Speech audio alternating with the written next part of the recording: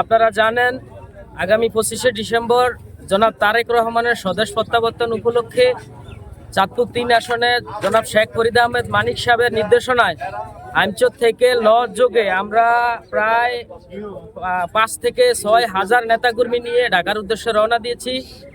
আমরা আজকে অগ্রিম রওনা দিচ্ছি। আমরা ঢাকা গিয়ে আজকে রাত্রে আমরা রাস্তার উপরেই থাকবো, এই চিন্তা ভাবনা করেছি।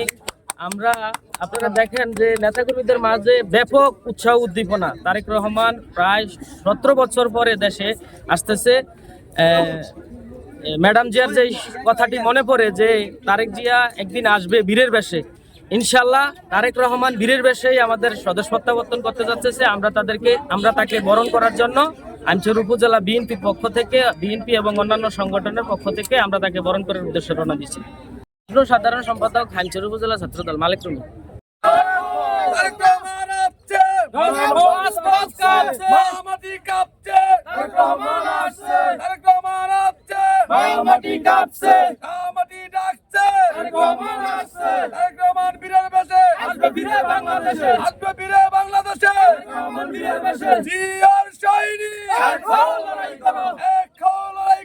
জিয়ার সৈনিক